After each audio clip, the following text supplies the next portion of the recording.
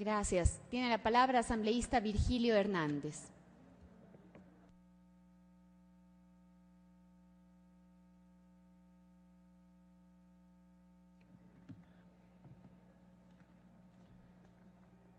Gracias, presidenta. Efectivamente, compañeros asambleístas, como aquí ya se ha señalado, el COTAD fue aprobado hace casi 4 años y ahora estamos discutiendo la reforma.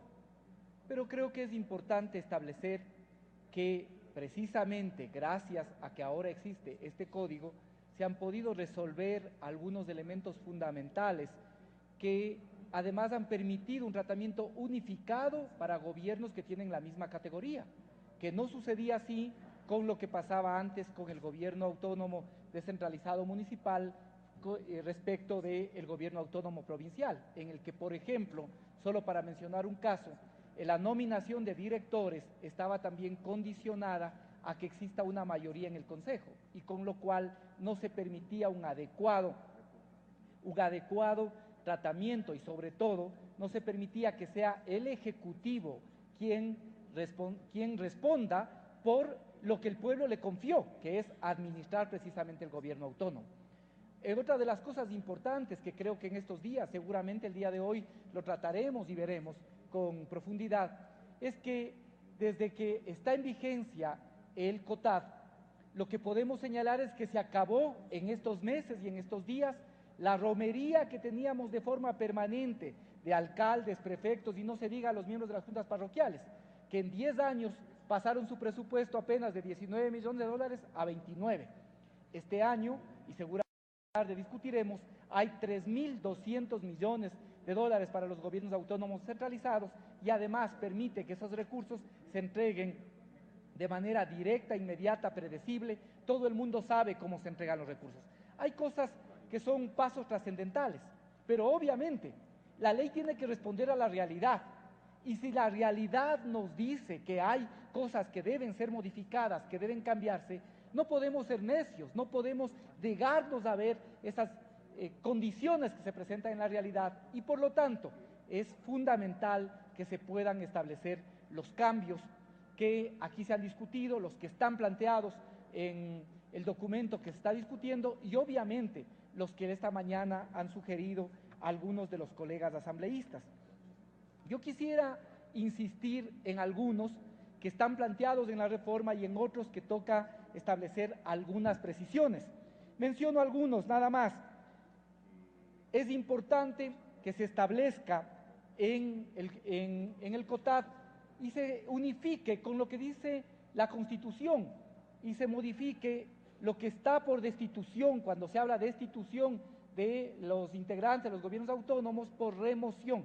Esto tiene consecuencias jurídicas obviamente diferentes, pero además lo que se hace es reconocer que la remoción es un procedimiento interno, propio de la potestad y la soberanía, y propio de la potestad que tienen los gobiernos autónomos descentralizados. Esto es importante. Además, con la reforma también lo que se está estableciendo es un procedimiento para que estos procesos de remoción, de destitución, no se hagan contraviniendo expresas normas legales. Muchos de los alcaldes que han sido destituidos no se ha cumplido el requisito ni de las 2/3 partes ni de que exista causal expresa, sino simplemente el Consejo estableció una decisión y en función de esa mayoría destituyó a alcaldes en contra de toda norma, de igual forma a concejales.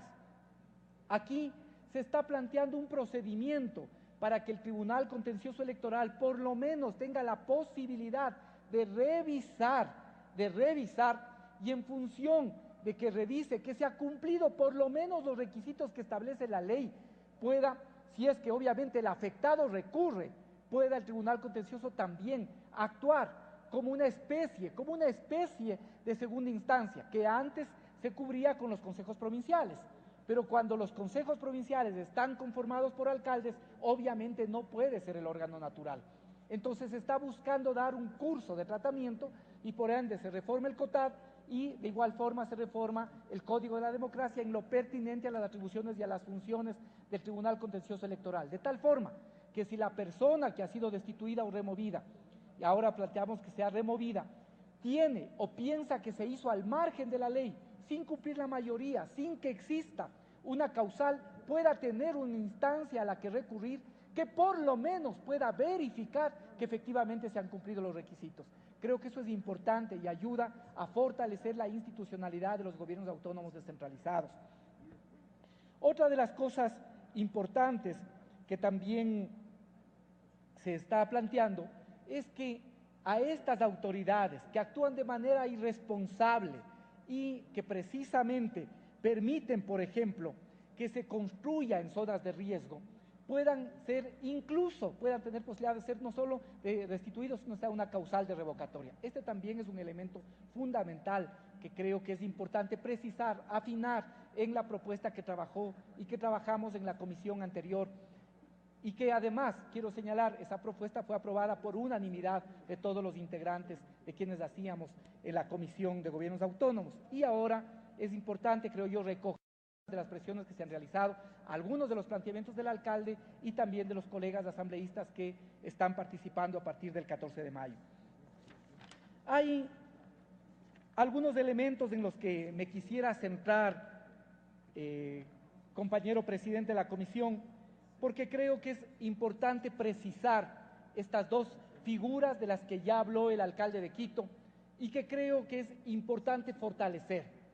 En primer lugar, lo que tiene que ver, y estamos planteando algunas reformas a lo relacionado con la partición, con la potestad de partición administrativa. Esto es fundamental, porque gran parte de estos barrios han permanecido sin posibilidad de legalizarse, puesto que se envolvían en litigios judiciales y hasta que estos litigios judiciales llegan a una solución pasaban en ocasiones décadas sin que pueda resolverse.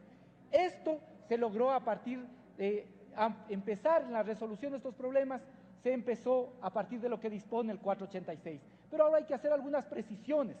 Por ejemplo, hay que plantear que el Ejecutivo o su delegado, mediante acto administrativo, resolverá el inicio del procedimiento y dispondrá la inscripción de la declaratoria de la partición administrativa para que el registrador de la propiedad se abstenga de inscribir cualquier acto traslaticio de dominio o gravamen relacionado con el previo objeto de declaratoria, salvo que sea a favor del gobierno autónomo descentralizado, municipal o metropolitano. Esto es fundamental. Con esto precisamente frenamos la trampa, porque aquí lo que estamos haciendo, esto vale decir, muchas de las reformas que estamos planteando son porque se construyeron trampas en torno a lo que está planteado, se construyeron trampas. Lo mismo podríamos decir, por ejemplo, respecto a la creación de juntas parroquiales, que también está planteada la reforma, y esta era una de esas trampas. Con eso imposibilitamos que se traslade el dominio y que de esa manera se suspenda la posibilidad de avanzar en la legalización de estos asentamientos humanos consolidados, que además será el propio municipio el que tenga la posibilidad de declararlos tales. De igual forma, es importante en el procedimiento establecer que en la misma resolución administrativa de partición y adjudicación, que debe ser debidamente motivada, se procederá a la reconformación, partición y adjudicación de los lotes correspondientes a favor de los copropietarios en función del lote mínimo determinado por cada uno de los municipios. Es decir, necesitamos precisar, necesitamos avanzar en las disposiciones que existen para lograr tener un instrumento jurídico adecuado que nos permita avanzar en la legalización de asentamientos humanos. Esto es básico, ya con las normas que existen. Uno no se explica por qué en muchas alcaldías no se ha procedido a esto. Sin embargo, ahora mejoremos la norma y permitamos que a través de eso mejoren sus condiciones de vida miles de familias, como ejemplificó simplemente un ejemplo el alcalde de Quito. En el artículo 596, pasaré los artículos por escrito, hay dos elementos que son fundamentales. ¿Qué es lo que pasa ahora? Efectivamente hay la expropiación especial, se puede expropiar, pero ¿cuáles son los problemas, como ha planteado el alcalde?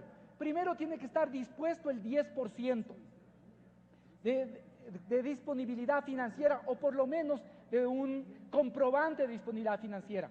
Segundo, no se reconocen los pagos parciales que realizaron las personas, y muchas veces estas personas a las que tienen ahora que volver a pagar, ya pagaron incluso más del valor del lote. Por lo tanto, en la reforma se está planteando que se reconozcan los pagos parciales. Y el tercer elemento, que es fundamental, Esto es central. Muchos de estos lotizadores, muchos de estas personas que se aprovecharon, que se burlaron de la confianza de la gente, lo hicieron contraviniendo normas expresas, contraviniendo normas legales, ordenanzas, respecto del lote mínimo, respecto de la vocación del suelo. Eran agrícolas y los urbanizaron. ¿Por qué la sociedad tiene que pagarles un centavo? El alcalde ha planteado que máximo el 5%, pero yo incluso le planteo a esta asamblea que planteemos en el artículo 596 que si ellos incumplieron la ley y eso generó que, por ejemplo, la municipalidad tenga que invertir en la dotación de agua potable, de alcantarillado, ¿por qué tenemos que pagarles? Debería haber una decisión clara de parte de la asamblea que si es que incumplieron norma legal, si incumplieron disposiciones expresas de ordenanzas, no se les pague un solo centavo a quienes abusaron de la confianza de la gente. Y máximo lo que ha planteado aquí efectivamente el alcalde de Quito. De Concluyó su tiempo, hago mías las propuestas y las voy también a entregar. Compañeros, les pido que analicemos estos temas porque contribuyen sobre todo a que avancemos en la legalización de asentamientos humanos consolidados, impidamos que se vuelva a hacer un negocio la de las invasiones y sobre todo resolvamos el problema de miles de personas. Haré llegar por escrito las propuestas concretas, señora presidenta. Muchas gracias.